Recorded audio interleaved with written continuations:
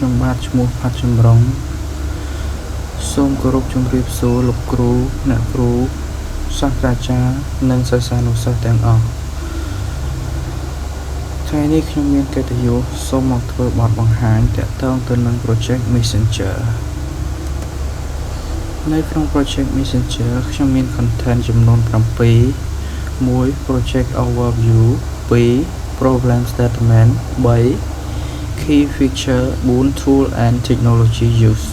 5 Project Structure 6 API Firebase 7 Development Plan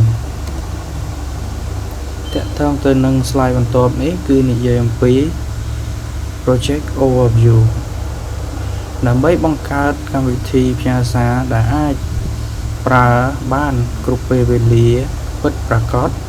ដែលអនុញ្ញាតឲ្យអ្នកប្រើប្រាស់អាចផ្ញើសារនិងទទួលសារអក្សរបានភ្លាមគ្រប់គ្រងទំនាក់ទំនងនិងថែរក្សាប្រព័ន្ធទំនាក់ទំនងឲ្យមានសុវត្ថិភាពកម្មវិធីនេះគាំទ្រការជជែកតខ្លួននិងជាក្រុមការចែករំលែកព័ត៌មានរបស់អ្នកប្រើប្រាស់ទៅ slide បន្ទាប់នេះយើងយល់ដឹងអំពី Problem Statement ក្នុងពិភព Digital ដ៏ជឿនលឿនសពថ្ងៃបុគ្គលិកនិងអង្គការផ្សេងៗត្រូវការឧបករណ៍ទំនាក់ទំនងដែលមានប្រសិទ្ធភាពមានគុណភាពនិងអាចប្រើប្រាស់បានគ្រប់ពេលវេលាទោះបីជាកម្មវិធីផ្ញើសារជាច្រើនក៏ដោយកម្មវិធីជាច្រើនមិនអាចផ្ដល់ភាពសម្របសម្រួលរវាងភាពងាយស្រួលក្នុងការប្រើប្រាស់សុវត្ថិភាពនិងសមត្ថភាពក្នុងការពង្រីកបានទេ Key Feature នៅត្រង់ Key Feature ខ្ញុំមាន4ចំណុចទី1តាក់ទងទៅនឹង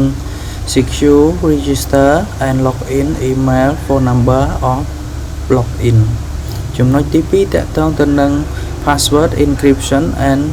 Token Base ចំណុចទី3តាក់ទងទៅនឹង Real Time Text Communication between user ចំណុចទី4តាក់ទងទៅនឹង Typing Indicator and Pression Online Offline Status Technology Use ខ្ញុំបាន build Firebase ជា back end និង front end ខ្ញុំបាន build ជា Flutter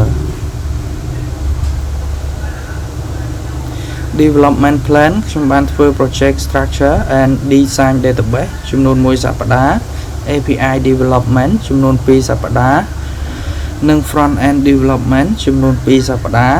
និង Testing ចំនួន1សប្តាហ៍ Simple Screen Design ខ្ញុំមានដូចជា Create Account Login Chat ខ្ញុំមាន Contact ខ្ញុំមានព័ត៌មានរបស់ user ខ្ញុំអាច block user បានដូច្នេះកុំឲ្យខាតពេលវេលាយូរខ្ញុំនឹងទៅ demo project មួយនេះបន្ទាប់ពីខ្ញុំបាន run នៅ project របស់ខ្ញុំរួចរាល់ហើយ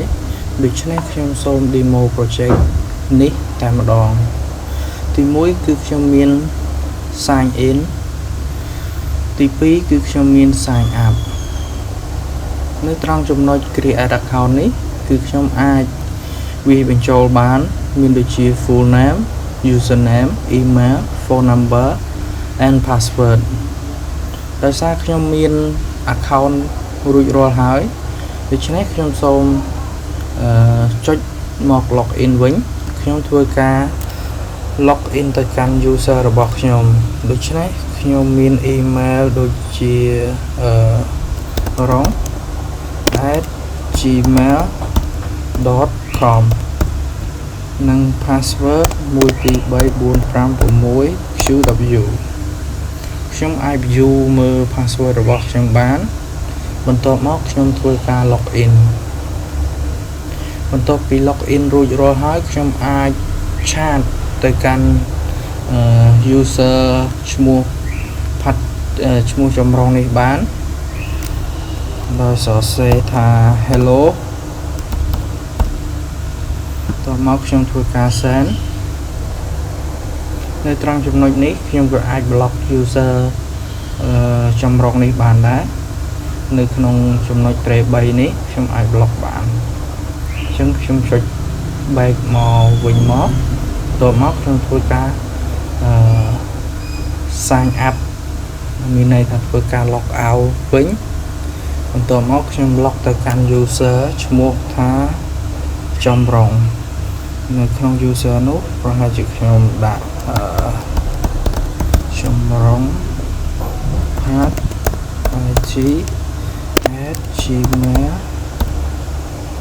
it@gmail.com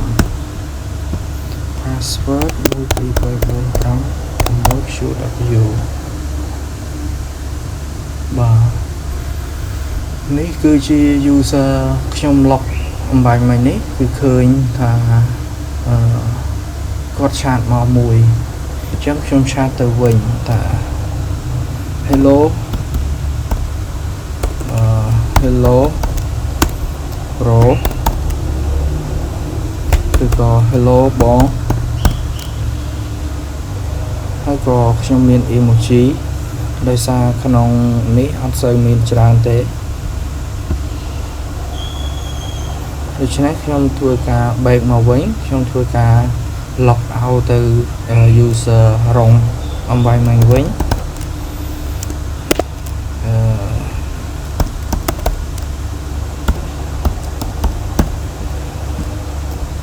1 2 3 4 5